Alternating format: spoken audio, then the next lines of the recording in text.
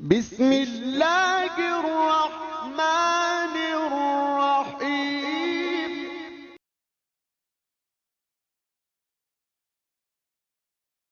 الحمد للہ وحدہ والصلاة والسلام علی من لا نبی بعدہ، اما بعد فاعوذ باللہ من الشیطان الرجیم۔ بسم اللہ الرحمن الرحیم۔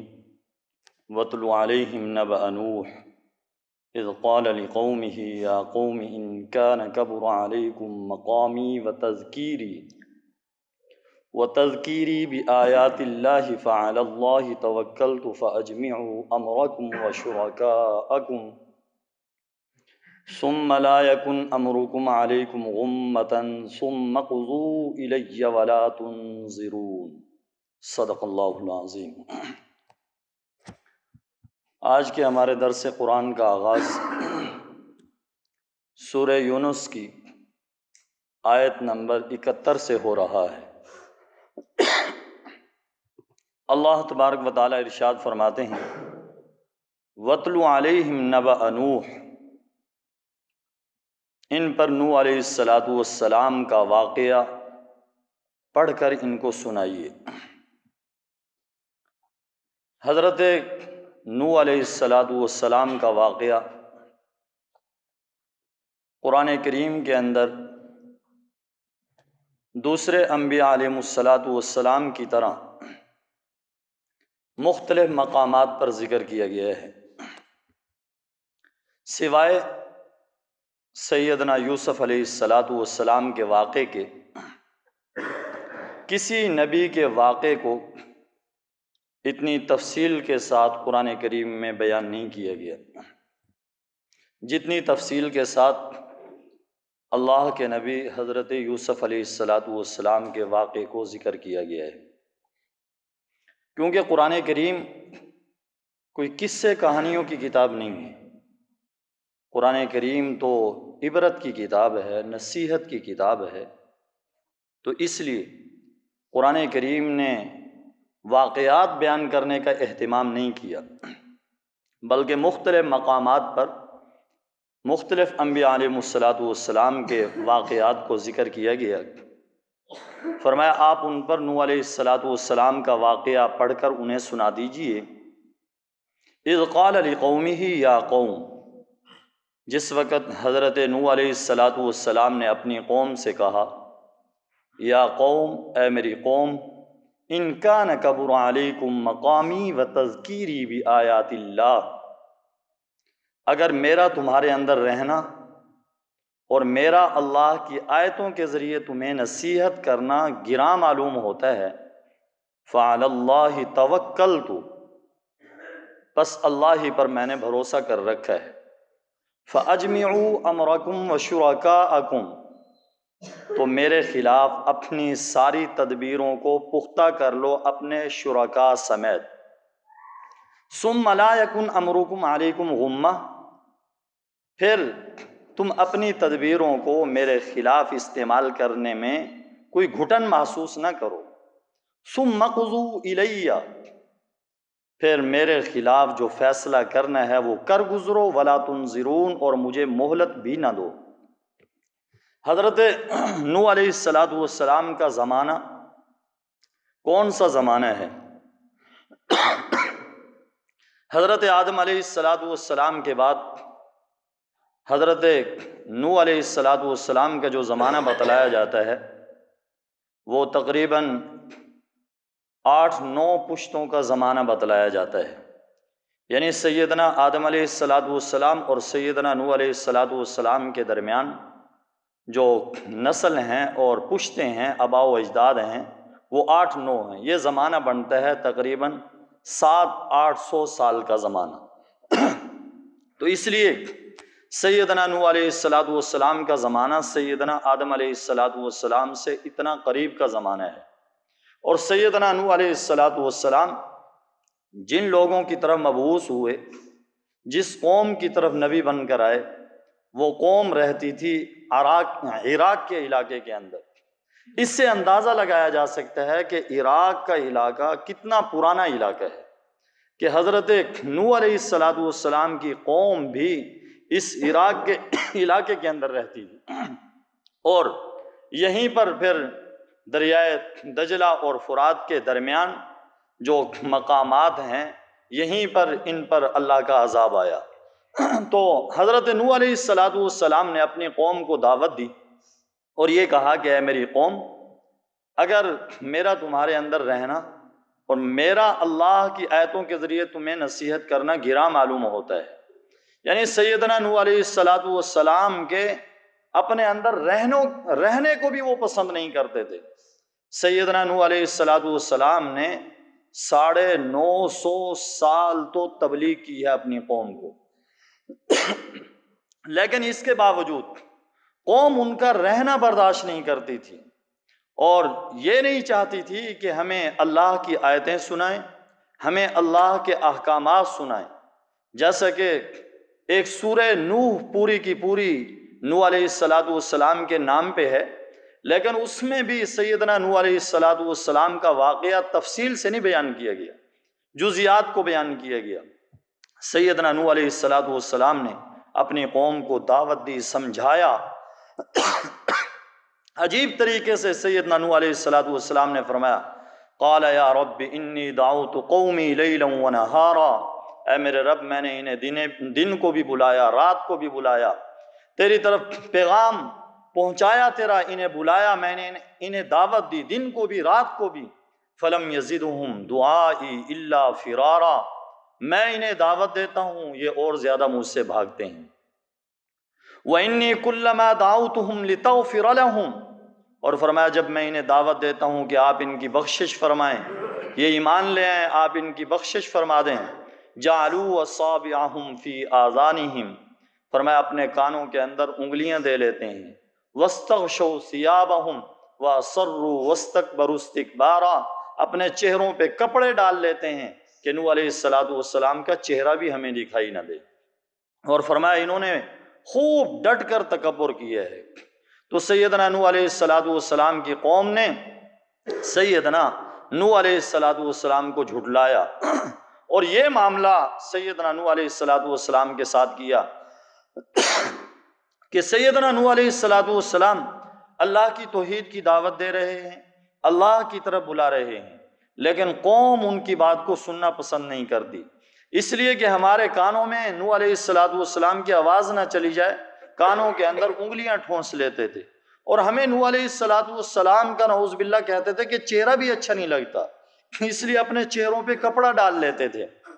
آج بھی آپ دیکھیں اس زمانے کے مشرک اور اس زمانے کے مشرکوں کا یہی حال ہے۔ آج بھی اگر کوئی دین کی دعوت دینے والا جیسے ہی نظر آتا ہے تو سب سے پہلے ان مشرکوں کا یہی حال ہوتا ہے، کہتے ہیں شاید یہ آ رہا ہے کوئی دین کی بات نہ کر دے، آخرت کی بات نہ کر دے، قرآن کی بات نہ کر دے، حدیث کی بات نہ چلا بیٹھے، اس لیے پہلے ہی راستہ بدل لیتے ہیں۔ تو آج کے مشرک اور پہلے زمانے کے مشرک وہی باتیں چلی آ رہی ہیں۔ آج بھی دین والوں سے وہی نفرت ہے، دین کی دعوت دینے والوں سے وہی نفرت ہے۔ جو بھی آدمی نوح علیہ السلام ہوں یا دوسرے انبیاء علیہ السلام ہوں، جس طرح انہوں نے قوم کو سمجھایا، قوم کو دعوت دی، قوم بات نہیں مانتی تھی، قوم بات کو سننا پسند نہیں کرتی تھی۔ آج بھی دین کی دعوت دے کے دیکھ لیں، آج بھی دین والوں سے ایسے ہی معاملہ کیا جاتا ہے، یہ کوئی ڈھکی چھپی بات نہیں ہے۔ آج بھی یہ کہتے ہیں کہ یہ ہو سکتا ہے کہ بھئی یہ دین کی بات چلائیں، ان کو پیسہ ملتا ہے، ان کو باہر سے پیسہ ملتا ہے، یہ ایسے کیسے ہو سکتا ہے، اپنا سب گھر بار چھوڑ کے آئے ہوئے ہیں، ہمیں دین سمجھانے کے لیے آئے ہوئے ہیں، ہمیں نماز کی دعوت دینے کے لیے آئے ہوئے ہیں، ان کو پیسہ ملتا ہے، ان کو گرانٹ ملتی ہے۔ تو اس لیے آج بھی وہی باتیں کر رہے ہیں جو پیغمبر پہ باتیں کی تھی۔ لیکن قربان جائیں انبیاء علیہ السلام کے صبر و تحمل پر، توکل علی اللہ پر۔ ان ساری باتوں کے جواب میں فرمایا فعلی اللہ توکلت، میں نے تو اپنے رب پہ بھروسہ کر رکھا ہے۔ شاید تم یہ سمجھو کہ میں تمہارے اس رویے سے دین کی دعوت کا کام چھوڑ دوں گا، دین کی دعوت دینا چھوڑ دوں گا۔ فرمایا مجھ سے یہ تو ہو نہیں سکتا، میں دین کی دعوت کو تو نہیں چھوڑوں گا، میں اللہ کی توحید کا جو پیغام میں نے پہنچانا ہے وہ تو میں پہنچاؤں گا، اس کے بدلے میں تم بات نہیں مانو گے، مجھے تکلیف پہنچاؤ گے، فرمایا فعلی اللہ توکلت، میں نے اپنے رب پہ بھروسہ کر رکھا ہے، بس میں نے اپنے آپ کو اللہ کے سپرد کر رکھا ہے۔ فاجمعوا امرکم وشرکاءکم، فرمایا تم اپنے تدبیروں کو خوب پختہ کر لو اپنے شریکوں سمیت۔ عام طور پہ ایسا ہوتا ہے کہ جب بھی کسی کو کہو کہ بھئی یہ دین کی بات نہیں ہے، یہ دین کا کام نہیں ہے، تم دین پر آ جاؤ، آگے سے جو انہوں نے خدا بنا رکھے ہوتے ہیں، جو اپنے ذہنوں میں خدا گھڑ رکھے ہوتے ہیں، ان سے ڈراتے ہیں اور کہتے ہیں اگر تم نے ہمارے خلاف کوئی بات کی تو یہ ہمارا جو بڑا ہے، یہ جو ہمارا بابا ہے، یہ تمہیں ایسا کر دے گا، یہ تمہیں ویسا کر دے گا، یہ تمہارا ستیہ ناش کر کے رکھ دے گا۔ تو اللہ نے فرمایا، پیغمبر نے کہا کہ ساری تدبیروں کو پختہ کر لو، جو تمہارے شریک جن سے تم ڈراتے ہو ان کو بھی لے آؤ۔ فرمایا ان سے میں ڈرتا نہیں ہوں۔ ثم لا یکن امرکم علیکم غمہ، فرمایا تمہاری جو تدبیر ہے تم میرے خلاف اسے استعمال کرنے میں گھٹن کا باعث دل کے اندر گھٹن بھی نہ لاؤ۔ ثم قضوا الیہ، جو فیصلہ کرنا ہے کر گزرو میرے بارے میں، ولا تنظرون، مجھے مہلت بھی نہ دو، میں نے اپنے رب پہ بھروسہ کر رکھا ہے، میرا رب مجھے بچائے گا۔ کتنا صبر ہے، کتنا تحمل ہے، کتنی بردباری ہے، کتنی استقامت ہے، کیسے توحید کی دعوت ہے، کیسے 950 سال تک تبلیغ کی ہے۔ اللہ اکبر۔ فَإِن تَوَلَّيْتُمْ فَمَا سَأَلْتُكُم مِّنْ أَجْرٍ، اگر تم منہ پھیرو تو میں نے تم سے کوئی مزدوری تو نہیں لینی۔ انبیاء علیہ السلام کی یہی دعوت ہے۔ فرمایا اگر تم بات نہیں مانو گے، اعراض کرو گے، میری بات کو ٹھکراؤ گے، فرمایا مجھے کوئی اندیشہ تو نہیں ہے کہ اگر بات نہیں مانو گے تو مجھے پیسے نہیں ملیں گے۔ فرمایا میرا مقصد تو یہ ہے ہی نہیں، میری مزدوری تو اللہ کے ذمے ہے، ان اجری الا علی اللہ، میری مزدوری اللہ کے ذمے ہے۔ اس لیے جو بھی دین کی دعوت دے، دین کا کام کرے، اس کو چاہیے کہ پیسے طے نہ کرے۔ اگر پیسے طے کرتا ہے اس کا فائدہ کوئی نہیں ہوتا۔ پیسے طے کر کے اگر دین کی بات کرے گا تو بس کانوں تک جائے گی، دلوں میں اترے گی نہیں۔ تو اس لیے آج دیکھ لیں یہ امت کا جو حال یہاں تک ہوا ہے، اس کی وجہ یہی ہے کہ ہم نے دین کو پیشہ بنا لیا ہے اور ہم نے پیسے کا ذریعہ بنا لیا ہے۔ انبیاء علیہ السلام کا طریقہ، ان کی دعوت، ان کا طریق یہ ہے کہ دین کی دعوت پہ پیسے نہیں۔ فرمایا ان اجری الا علی اللہ، میری مزدوری تو اللہ کے ذمے ہے۔ وہ امرت ان اکون من المسلمین، اور مجھے یہ حکم دیا گیا ہے کہ میں مسلمان بنوں۔ سارے کے سارے انبیاء علیہ السلام جتنے بھی تھے، سب کا دین اسلام تھا۔ سیدنا ابراہیم علیہ السلام سے فرمایا اسلم، فرمایا قال اسلمت لرب العالمین۔ حضرت ابراہیم علیہ السلام، حضرت یعقوب علیہ السلام، انہوں نے اپنے بیٹوں کو جو تاکید کی، فرمایا فلا تموتن الا وانتم مسلمون، تم مسلمان ہو کے مرنا، کوشش کرنا اس بات کی۔ اور سیدنا یوسف علیہ السلام نے فرمایا توفنی مسلما والحقنی بالصالحین، اے اللہ مجھے وفات دینا تو مسلمان بنا کے وفات دینا۔ تو اس لیے اللہ تبارک و تعالی ہم میں سے ہر ایک کو سچا پکا مسلمان اور صحیح معنی میں نبی علیہ السلام کا امتی بنائے۔ فرمایا فکذبوہ، پھر بھی انہوں نے پیغمبر کو جھٹلایا، فنجیناہ ومن معہ فی الفلک، فرمایا ہم نے نوح علیہ السلام کو اور جو ان کے ساتھ کشتی میں سوار تھے ان کو ہم نے نجات دی، وجعلناہم خلائف، اور ہم نے ان کو کافروں کی زمین کا وارث بنایا، واغرقنا الذین کذبوا بآیاتنا، جنہوں نے ہماری آیتوں کو جھٹلایا ہم نے انہیں غرق کر دیا۔ فانظر کیف کان عاقبۃ المنذرین، پھر دیکھیے جن کو ڈرایا گیا تھا ان کا انجام کیسے ہوا جب انہوں نے بات نہ مانی۔ فرمایا ان پر اللہ کا عذاب آیا۔ ثم بعثنا من بعدہ رسلا الی قومہم، پھر ہم نے حضرت نوح علیہ السلام کے بعد اور رسولوں کو بھیجا، وہ اپنی اپنی قوم کی طرف مبعوث ہوئے۔ فجاؤہم بالبینات، وہ ان کے پاس واضح دلائل لے کر آئے۔ فما كانوا ليؤمنوا بما كذبوا به من قبل، فرمایا جس چیز کو انہوں نے پہلی مرتبہ جھٹلایا تھا اس پر انہوں نے ایمان لا کے نہ دیا۔ فرمایا پہلی مرتبہ ایک چیز کے بارے میں جو انکار کر دیا، نہ کر دی، آخر تک اسی انکار پہ ڈٹے رہے۔ یہ کافر کا طریقہ ہے، یہ کفر کا طریقہ ہے کہ ایک بات کا جب انکار کر دیا اس کے بعد حق سامنے آ بھی گیا پھر بھی کفر پہ ڈٹے رہنا، یہ کافروں کا طریقہ ہے، مسلمان کا طریقہ یہ نہیں ہے۔ مسلمان کا طریقہ یہ ہے کہ جب حق واضح ہو جائے پہلی بات کو چھوڑ دے، حق کی طرف آ جائے۔ فرمایا کذالک نطبع علی قلوب المعتدین، اسی طرح ہم حد سے گزرنے والوں کے دلوں پہ مہر لگا دیتے ہیں، اور سب سے بڑی سزا یہ ہوتی ہے کہ اللہ دلوں پہ مہر لگا دیں۔ جب اللہ کی طرف سے دلوں پہ مہر لگ جاتی ہے پھر حق دل کے اندر جاتا ہی نہیں۔ ثم بعثنا من بعد موسیٰ و ہارون، پھر ہم نے ان کے بعد حضرت موسیٰ، حضرت ہارون علیہ السلام کو فرعون اور اس کے سرداروں کے پاس نبی بنا کر بھیجا، بآیاتنا، اپنی آیتیں دے کر، فاستکبروا، انہوں نے بھی تکبر کیا، وکانوا قوما مجرمین، اور وہ مجرم لوگ تھے۔ فلما جاءہم الحق من عندنا، جب ان کے پاس ہماری طرف سے حق آیا، قالوا ان ھذا لسحر مبین، کہنے لگے یہ تو کھلا جادو ہے، حق کو کہنے لگے یہ تو کھلا جادو ہے۔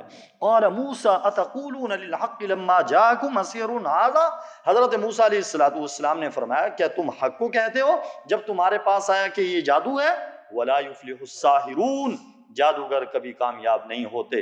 جادوگر وہ شوبدہ بازی کر سکتا ہے، وہ اپنا جو تماشا ہوتا ہے وہ دکھا سکتا ہے، لیکن حق بات پیش نہیں کر سکتا۔ فرمایا انبیاء علیہ السلام کہ اخلاق اعلیٰ ہوتے ہیں، انبیاء علیہ السلام کا حسب و نسب اعلیٰ ہوتا ہے، انبیاء علیہ السلام کی بات اعلیٰ ہوتی ہے، اس لیے انبیاء علیہ السلام معجزات دکھایا کرتے ہیں، اس لیے انبیاء علیہ السلام کامیاب ہوا کرتے ہیں، اور انبیاء کے ماننے والے کامیاب ہوتے ہیں، جادوگر کامیاب نہیں ہوتے۔ قالوا وجئتنا لتلفتنا عما وجدنا علیہ آباءنا، وہ کہنے لگے کیا تو ہمارے پاس آیا ہے کہ جس دین پر ہم نے اپنے باپ دادوں کو پایا ہے اس سے ہمیں پھیر دے؟ وَتَكُونَ لَكُمَ الْكِبْرِيَاءُ فِي الْأَرْضِ، اور زمین میں اور ملک میں تم دونوں کی سرداری ہو جائے۔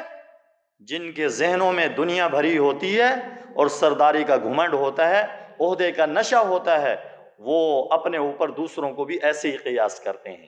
اس لیے ان کے ذہن میں دنیا بھری ہوئی تھی، مال و دولت بھرا ہوا تھا، دنیا کی اہمیت تھی، اس لیے نبیوں سے بھی کہنے لگے کہ تمہارا مقصد تو سرداری ہے، حالانکہ انبیاء علیہ السلام کا مقصد سرداری نہیں ہے، بلکہ انبیاء علیہ السلام کا جو مقصد ہے وہ تو اللہ کا پیغام پہنچانا ہے۔ وَمَا نَحْنُ لَكُمَا بِمُؤْمِنِينَ، کہنے لگے ہم تمہاری بات ماننے والے نہیں ہیں، ہم تم پر ایمان لانے والے نہیں ہیں۔ وَقَالَ فِرْعَوْنُ ائْتُونِي بِكُلِّ سَاحِرٍ عَلِيمٍ، فرعون نے کہا میرے پاس ہر ماہر جادوگر کو لاؤ۔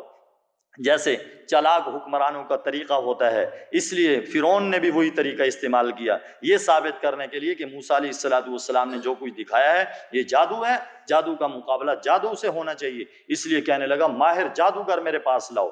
فلما جاء السحرہ، جب جادوگر آئے، قال لهم موسیٰ القوا ما انتم ملقون، موسیٰ علیہ السلام نے ان سے فرمایا ڈالو جو تم نے ڈالنا ہے۔ جادوگروں نے اپنی لاٹھیاں اور رسیاں پھینکی تو ساری کی ساری سانپ بن گئی، اژدہا بن گئی اور حرکت کرتے ہوئے نظر آئے، لوگوں کی آنکھیں انہوں نے باندھ دی جادوگروں نے، اس کے ذریعے سے وہ حرکت کرتے ہوئے نظر آئے، سارا میدان جو ہے ان سانپوں سے بھر گیا۔ حضرت موسیٰ علیہ السلام ڈرے، ایک تو طبی طور پہ خوف ہوا، دوسرا اس بات کا حضرت موسیٰ علیہ السلام کو خوف ہوا کہ کہیں میری قوم ان کے اس جادو کو دیکھ کر مجھے جھوٹا نہ سمجھے، اس لیے حضرت موسیٰ علیہ السلام کے دل میں ڈر پیدا ہوا، خوف پیدا ہوا۔ اللہ تبارک و تعالیٰ نے فرمایا قال لا تخف انک انت الاعلی، آپ گھبرائیے مت، ڈریے مت، آپ ہی غالب ہوں گے، آپ ہی بلند ہوں گے، جس کے ساتھ اللہ ہو تو اس کا کون مقابلہ کر سکتا ہے۔ فلما جاء السحرة قال لهم موسیٰ القوا ما انتم ملقون، فلما القوا، جب انہوں نے ڈالے، قال موسیٰ ما جئتم به السحر، موسیٰ علیہ السلام نے فرمایا جو تم لائے ہو یہ جادو ہے، ان اللہ سیبطل، بے شک اللہ ابھی اس کو ملیے میٹ کر کے رکھ دے گا، ان اللہ لا یصلح عمل المفسدین، بے شک اللہ فسادیوں کے عمل کی اصلاح نہیں کیا کرتے۔ اور پھر جب حضرت موسیٰ علیہ السلام نے اپنا عصا پھینکا وہ بہت بڑا اژدہا بن گیا، اور جو ان کے چھوٹے چھوٹے سانپ بنے ہوئے تھے سب کو نگل گیا۔ اللہ تبارک و تعالیٰ نے ان کو ناکام کیا، بس جادوگروں نے دیکھا تو وہ سمجھ گئے کہ یہ جادو نہیں ہے، بس وہ ایمان لے آئے، کہنے لگے ہم تو حضرت موسیٰ اور ہارون علیہ السلام کے رب پر ایمان لائے۔ اس لیے حضرت عبداللہ بن عباس رضی اللہ تعالیٰ عنہ فرماتے ہیں کہ جادوگر کتنے خوش بخت تھے، کتنے خوش نصیب تھے، صبح آئے تو کفر کی حالت میں تھے، اور شام کا وقت تھا تو ایمان لا چکے تھے، ایمان لا کر جنت میں پہنچ چکے تھے۔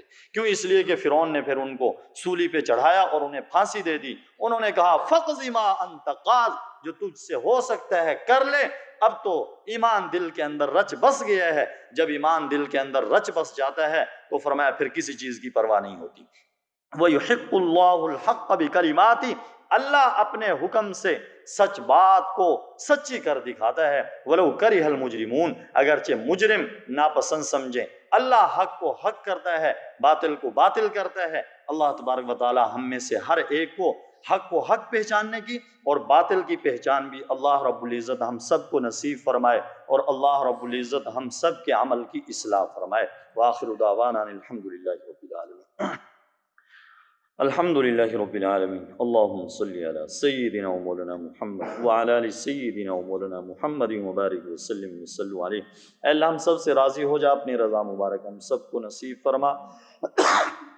اے اللہ ہم سب کو نبی کریم صلی اللہ علیہ وسلم کی سچی پکی محبت نصیب فرما، آقا کے صحابہ اہل بیت آقا کے گھرانے سے سچی پکی محبت نصیب فرما۔ اے اللہ کمی کوتاہیوں کو معاف فرما، درس قرآن کو قبول و منظور فرما، ہم سب کی نجات کا ذریعہ بنا، بیماروں کو شفا نصیب فرما، ملک پاکستان کی حفاظت فرما، امت مسلمہ کی خیر فرما، ہم سب کو صحیح معنی میں آقا کا سچا پکا امتی بنا، دین کا دائی بنا، قرآن کی دعوت کو عام کرنے والا بنا۔ اے اللہ اس کے لیے وسائل ہم سب کو مہیا فرما۔